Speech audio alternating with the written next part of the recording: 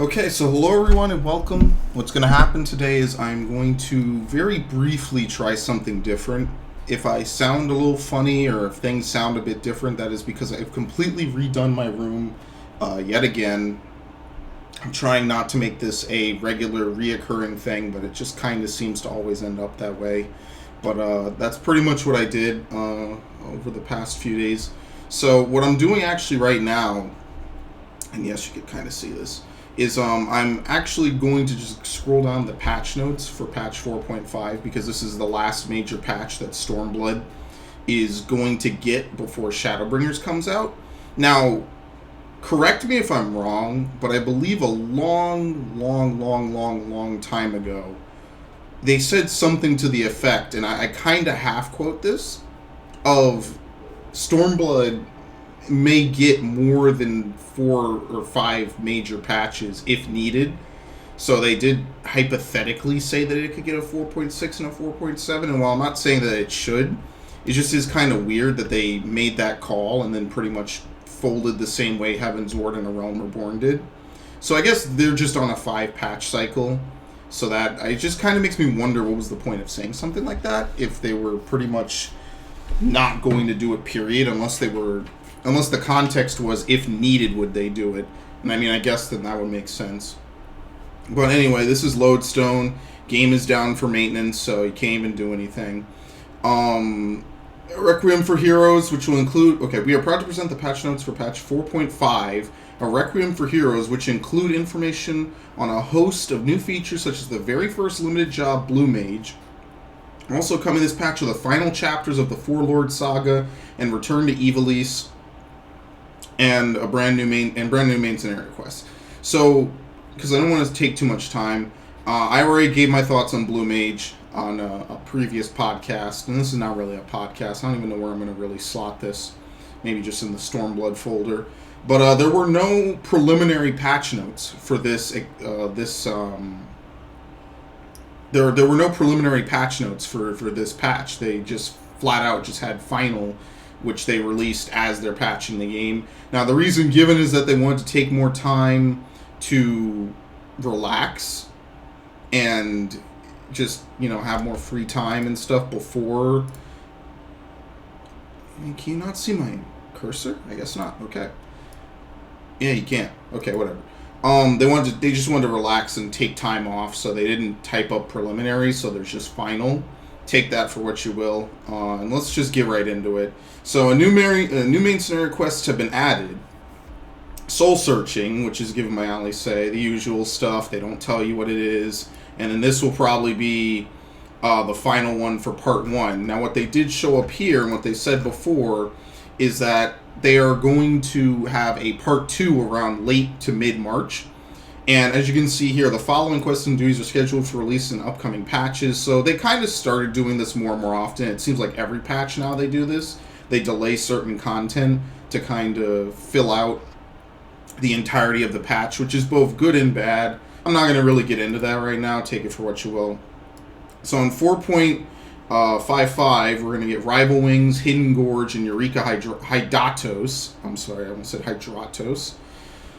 4.56, which I guess will be in mid-March, we will have main scenario continuation and even further Hildebrand adventures. Now, I haven't done Hildebrand since Heaven's Ward. I don't even know what my last Hildebrand quest is, so who cares? Well, I don't care, let me say it. So that'll be, if you like it, cool. I haven't done it in literally like 3 years, so... And 4.57 will be the World Visit, which will lead us into Shadowbringers. So anyway, a new Chronicles of a New Era quest have been added, which is the Four Lords, Surpassing the Samurai, which is Seiryu, we already know that. Return to Ivalice, the Path of Most Resistance. So there's a bunch of quests leading up. Making Bacon Bread and Unknown. I don't know what Making Bacon Bread is. That's interesting. But, yeah, so basically they said that whatever's happening in the Ivalice storyline is going to be so sad that Yoshi P teared up while he was actually doing it. Again, take that for what you will. I don't really read too much into it. Could be good, could be bad. Apparently, it's full of stuff that if once you play it, that's it. You can never replay it. It's gone for good. And it's not going to be a part of any cutscene view or anything, but don't worry, there'll be people like me and other people who will put it to YouTube, with or without commentary. You know how that is. A Lone Wolf No More, which will be for having all the Kamui mounts. So, for instance, the Blissful, which is from Lakshmi, Reveling, Susano, Legendary, which is from Shinryu, etc., etc., etc. Same as before with the other ones. Between a Rock and a Hard Place, there's a new delivery person you can give to, which is cool. Here we go. So Blue Mage is going to come out 1 week after the release of patch 4.5, so a week from tomorrow. Because today, right now, is the 7th, and this patch comes out on the 8th, and the game is going to be down all day. You'll be able to play Blue Mage out of the blue leading the blue, whatever, blah, blah, blah. As you can see, it goes up to level 50. The rewards for the following main scenario quests will now include 300... Oh, whatever. So basically, people can get Chocobo shit. I don't even remember doing that. Cool. The following Dungeons & Adventure... Oh, okay. Fractal Continuing Pharaoh series. So this is actually the first thing that they have done with Adventurer Squadron in quite some time, if I'm not mistaken. So that's pretty cool. It's been a while since they did anything. New craftable items have been added to company workshop. Okay, cool. Housing, furnishings. They just are kind of showing it off. The limit on the number of interactive furnishings that can be displayed has been removed. I didn't even know that you could do that. Okay. Furnishings that can be interacted with are limited to the 40 items closest to the player. If you're on a 32-bit system, which, yeah, they're kind of trying to tell you don't do that anymore. You're going to be limited. The precision in which furnishing position is registered has been increased to prevent items from moving out of place when re-entering. Okay. I didn't even know this was a thing. Sure. Lalafell and Rogadin mannequins have been added, which is nice. I didn't even know that these were missing, but if you really wanted to have a Rogadin or a Lalafell thing, then sure. New estate tags have been added. This is, I don't want to say role-playing, but, you know, whatever. I really kind of hate when they do this. I don't know why I'm gesturing with my mouse. Let me do this. New Orchestrion roles have been added for 2.0 and 4.0. They just don't tell you. But anyway. This is something I actually do like. Players can now use return and teleport from inside an in-room. I can't tell you how many times I go to update my glamour dresser, and I want to teleport from the in-room to wherever I need to go. And it fails because you just can't, period. You never could until now. So that's good. I don't want to say I guess. That's good, actually. I have nothing more to say about that. That's a good addition. New aquariums, flower pots. Basically, they put Dome and Mahjong in if you want to play Mahjong in Final Fantasy, and it apparently has a duty finder setting. That's cool. I'm not interested at all, so I'm just going to skip it. I think we all know what we're really here for, to be fair. Okay. Miscellaneous. Wait, did I skip? No, okay, there's plenty more, as you can see over here on the right. The following additions have been made to the challenge log. Kiwami, which is, okay, for the Mahjong. New challenge log objectives have been added. No context given. The following additions and adjustments have been made to Wondrous Tales. The rewards available for exchange using Chloe's gold certificate of commendation have been changed. And now, okay, this is actually what kind of would be interesting if I still did it, is it now includes all areas of Alphascape. Cool. There's a new emote. They don't even tell you what it is. It's just this chick doing like a sassy finger wag. Following emotes can now cause your character to face the target, provided it is within your line of sight. Anything I use? I don't even think so. Whatever. Okay, that's cool. Battle Stance. Is Battle Stance the one I use? And Victory, right? Yeah. These two. I use these two. I didn't know that they didn't make you face. Okay. New hairstyles. Alright, fuck everything else. This is really what we care about. The battle system. Blue Mage has been added, which is for 2.0, so you can play whenever you want. Again, it's 1 week later than normal because they need more time, I guess. I don't know. I have already talked about what I think about Blue Mage. I don't really know what to say. So I'm just going to read it. Blue Mage functions independently of other classes and jobs, starting at level 1 with a maximum level of 50, which, as they said, it's limited in that sense. It's not going to go up to 70 like the other jobs. When playing as a Blue Mage, it is now possible to participate in duties with other players in preformed and undersized parties. However, the following duties remain inaccessible, namely any duty roulette, which is the prime meat of the issue that I have with this class, and just the way it's created. Eureka, and so because you can't use it in Eureka, you cannot change to Blue Mage after entering Eureka. The Diadem, which functions similarly to Eureka in that aspect. Squadron Missions Deep Dungeon, which would be the one place you would probably want to use it. And PvP, including duels, but you can enter the area as a Blue Mage, sure. You can't even parse it in Stone, Sky, and Sea. I mean, with the in-game parse, of course. Blue Mage gain greater experience from battling enemies in the open world than other jobs do, but no bonus is granted from Fate or Guild Leave enemies. Blue Mage cannot be used to progress through the main scenario, and who cares? No one wants to assign a retainer that anyway. Rather than give new actions by increasing in level, Blue Mages learn them from enemies. In doing so, you must witness an enemy perform a special attack in battle. Once it is defeated, you have a chance of acquiring the ability. And job level has no influence on when an action can be learned. So as you can see down here, they have Water Cannon as an ability. And basically, it's learned first, so they give it to you. And so on and so forth. You can select up to 24 active actions. And, yeah, there's like 100 or some ridiculous amount that they have planned to implement. Whatever. I don't have much to say about that. Mass Carnival has been added. You can basically figure out how you're going to do stuff, which I think it'll be pretty cool. It gives Poetics, as you can see, for the first time, which is unfortunate. But, I mean, it'll at least be worth doing once, and maybe thereafter, just to kind of do it once a week or whatever. And, yeah. So, there's weekly targets, so they don't completely just make this irrelevant. Now, fuck everything else. This is what actually kind of matters. And I kind of got spoiled on the White Mage stuff, as you can see down here. They didn't even list the class, by the way. You see this? It just says actions have been adjusted, and it goes right into the actions. So, they said that Monk, Machinist, and White Mage were going to get potency buffs, or some just flat change in buff. So, True Strike, which is, I believe, the highest natural potency Monk move, has been increased from 140 to 160. And it does not affect the potency when attacking from the rear. Okay, so then never mind. Then this just affects it in general when you miss your positionals. Which is actually what they said, is that they said if you can't hit your positionals on a boss, they're going to try to fix it for you.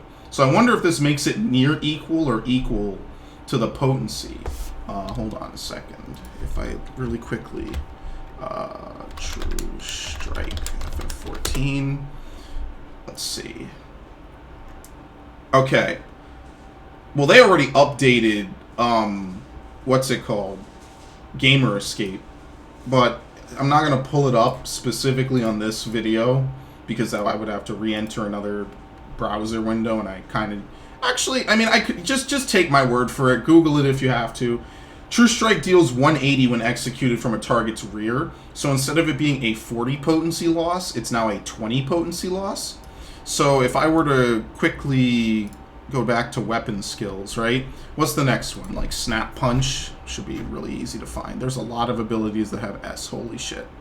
Snap Punch is a 150 now. Yeah, they basically bumped Monk's minimum potency up by 20, it looks like, for most of them.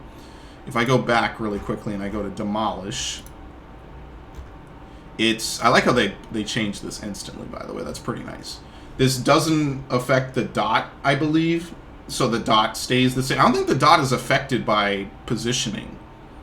Right? I don't think so. I think the dot is not affected by positioning. Now, if someone's a Monk main and you figure that out, I'm sure I'll get an earful, which is fine because I actually don't know.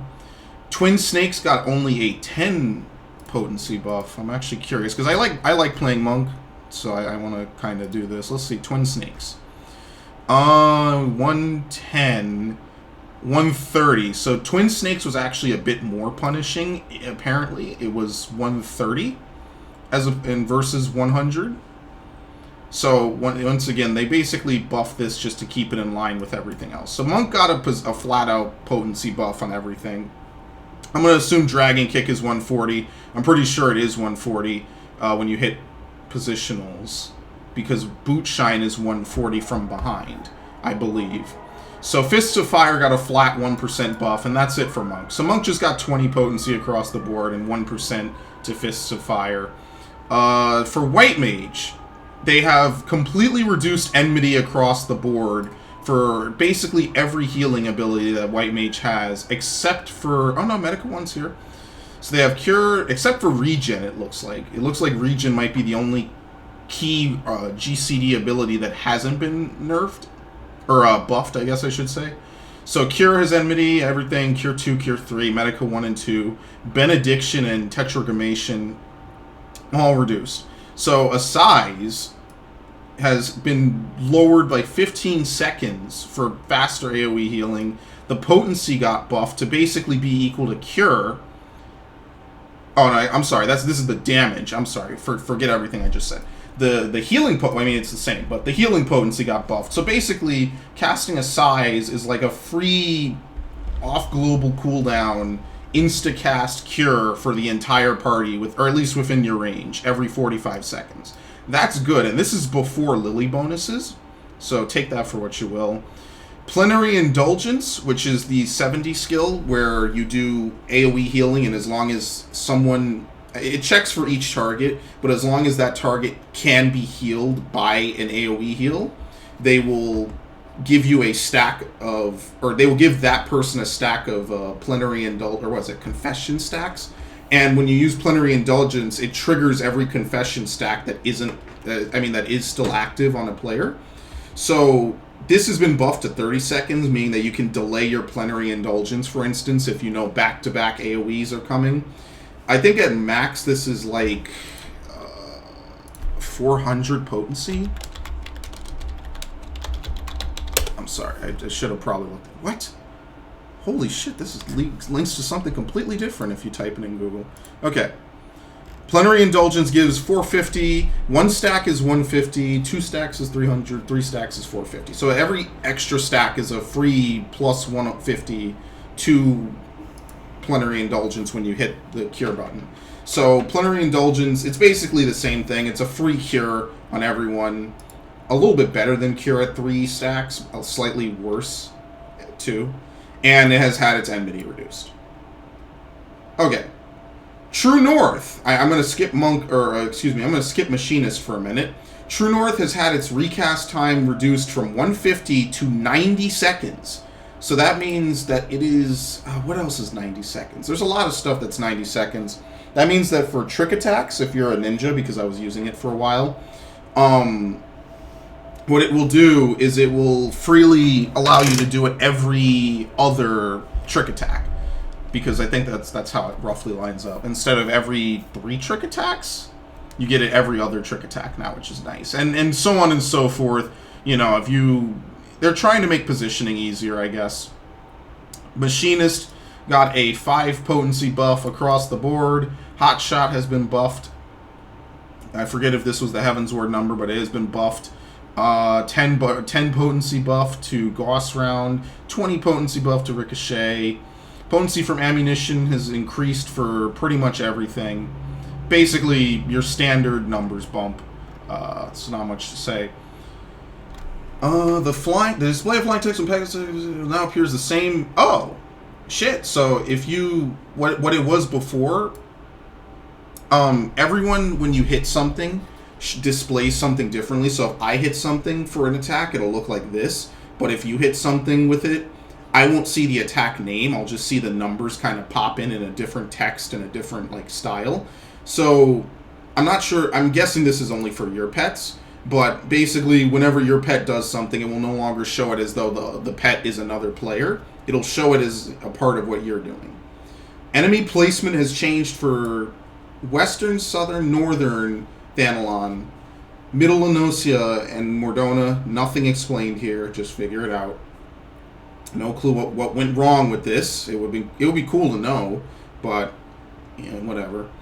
The Gimlet Dark, or I'm assuming that's how you say it. The Gimlet Dark. I'm sorry, I don't know why I say Grim.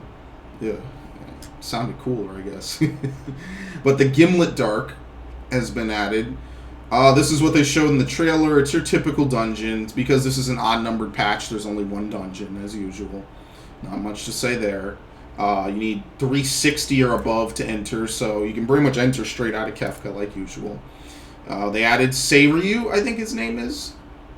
As they said, surpassing the samurai, the wreath of snakes. This is from that other thing. And then obviously they added the extreme. Island level restrictions do not apply when restricted. Okay. 180 or above to get in. The usual. And to do it, you speak to the Wandering Minstrel. Cool. Hell's Kier will now give you Echo. Okay. You have to battle for 3 minutes, like usual. The weekly... Oh, my lord. Oh, no, this is Alphascape normal. Fuck. Okay, whatever. The weekly limit for Alphascape, or Mega Alphascape, has been removed. The weekly limit on Crystalloids is still in effect. So you can get as much loot as you want, except for the Crystalloid to get the weapon. Yeah, let's see. Number of Alphascape Crystalloids required to exchange for military-grade tomestones has been reduced from 7 to 4. This is typical. They do this all the time to make it easier for normal people to get the weapon. So what they'll do is after time, or specifically the next major patch, they will reduce it from 7 to 4. So instead of 7 weeks, it only takes you a month. Which is cool because I have 9 and I didn't turn them in because I just didn't care. So now I'll be able to get 2 military-grade tomes. The Alliance Raid, the Orborn Monastery, has been added. The story for this exciting new raid was written by Yasuma Matsuno, director and writer of titles such as Final Fantasy Tactics and Final Fantasy XII. Yeah, we know this. It's the same people. Garo. And wasn't Shin Megami Tensei Man on here? I don't remember. But they're basically keeping everything hidden. You know, this is going to be a mess day one, and I'm going to be happy to fucking stream it. I'm actually looking forward to this more than the main story, because apparently it's going to make me cry, which I think will be cool. Or at least it made Yoshi P cry. The drop rate for the...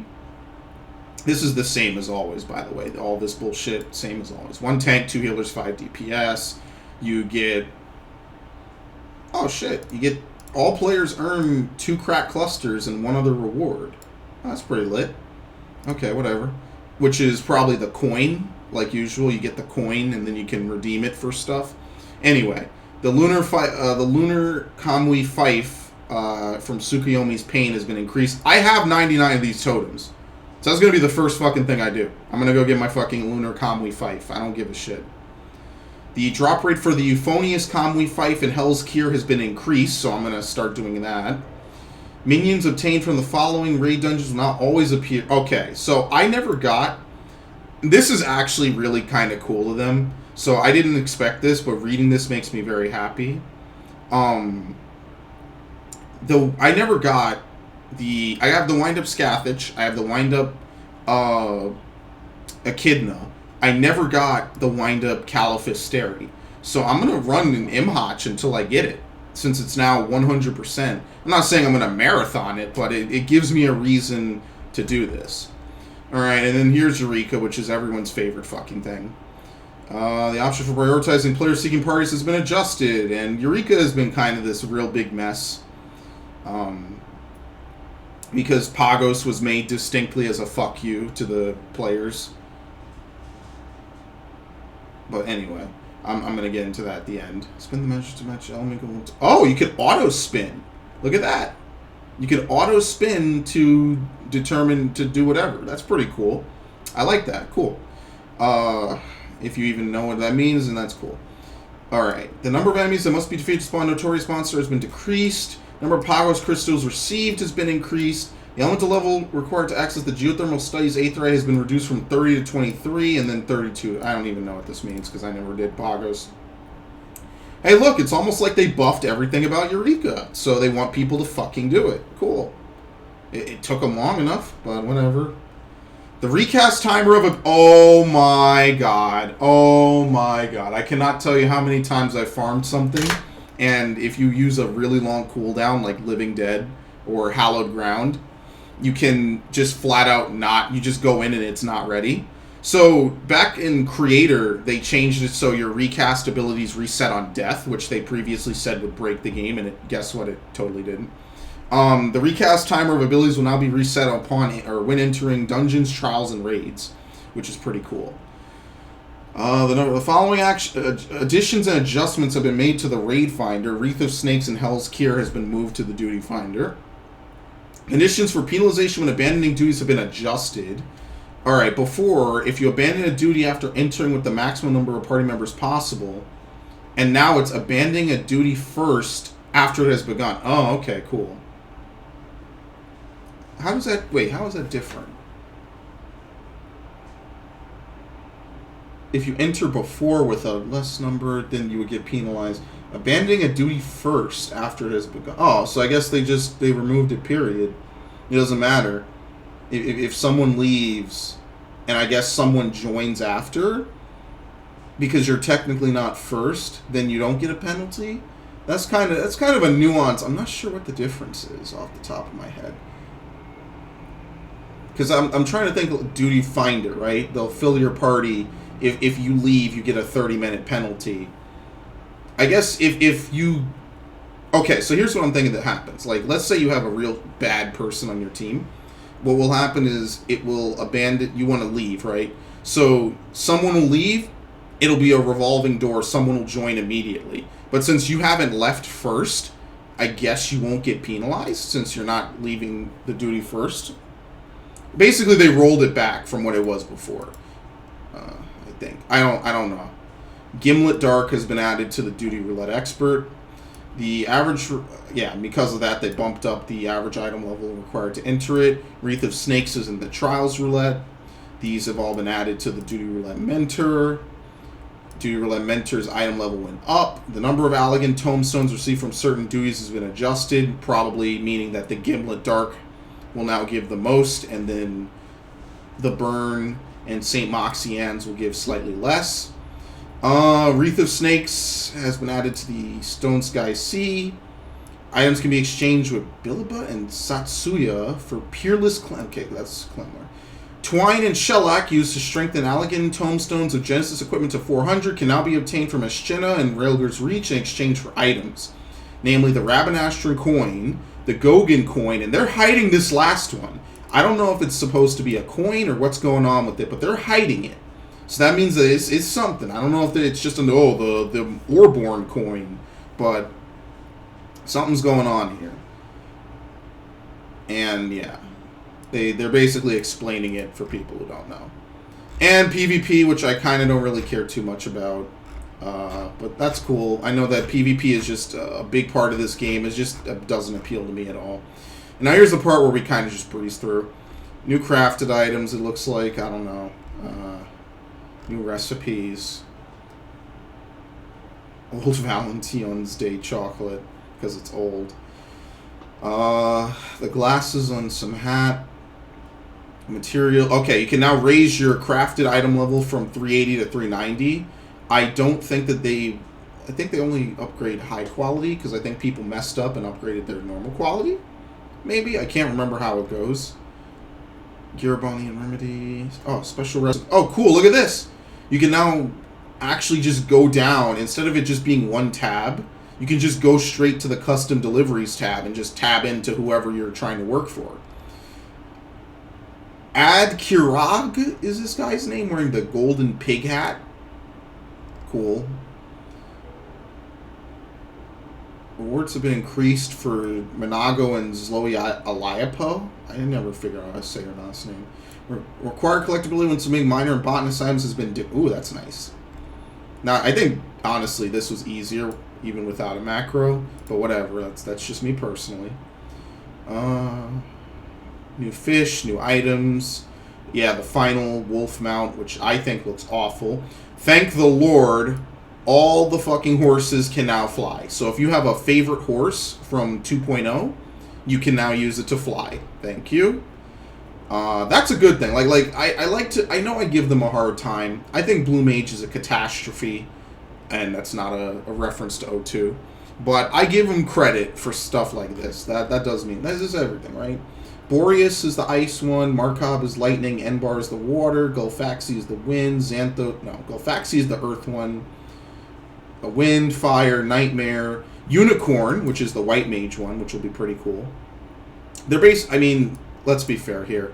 Every mount should kind of just fly. They have nonsensical flying mounts already. Just do it. New chocobo barding, new minions. If you've already fulfilled the okay, so they lowered this. Already fulfilled the requirements for new achievements prior to the release. Okay, so they added new achievements, and if you've done it, they will just give you credit automatically. Certain duties and trials will now count towards the completion of these achievements. A tankless job, and somebody's got to do it for all the tanks. Basically, Wreath of Snakes will now count. This is 200, I believe. I forget what these are. I already have everything but the final Paladin one, and I'm like 50 away, so I kind of just stopped caring and reading it. The Gimlet Dark will now work for everything. Okay. In preparation for the upcoming World Visit system, a number of additions and changes have been made. The world has been changed to Homeworld in various UI elements, so that way you know where you are. Homeworld of other players is now displayed in crossword link shells in the PvP team menu. Number of players online shown in the free company match. The number of players shown in members online and on Homeworld. Send, tell, invite to party are no longer accessible via the contact list. Okay. In the link shell members list, probably made too much of a fuss with the system, so I guess that's fine. Okay. Current number of players recruiting a crossword party is now displayed in the party finder. Current world of players recruiting for a crossword party finder. The Eureka player list can now be sorted alphabetically and by Homeworld. When using the tell command, it's not necessary to add at Homeworld. Oh, Christ. No space. Yeah, it allows multiple players with the same name to be present in a given world. This is one of the big problems I kind of had a feeling this game was going to run into. Is that because now they have potential for the same people with the same name to end up in the same world. Because your name is only linked to your world. It's not linked to the data center. So when you change, if you were to change a world, I think they force you to change your name. But if I'm Whose Man's from Siren, and my brother is Whose Man's from Gilga, and we both get into something at the same time, it's going to be weird. It's going to be really weird. But technically it already could happen in theory. But listen, this is good because it prevents it from ever fucking up. So that's cool. The online stats of free company members is now displayed while you're in a duty. Thank you. Players can no longer be added to the friend list via character name alone. Okay. We now invite friends from other worlds to a party via the friend list. Oh, shit. That's pretty cool. Current world name is now displayed on the server info HUD. So, as you can see here, they have the time, and then they have the fact that he's on Behemoth. The player is accessing the retain or vocate menu when matched to a... Okay, you'll exit it. Okay, cool. What's the vocate menu? I don't... Is this just accessing a retainer period? Sure. I guess they make it easier for the system, whatever.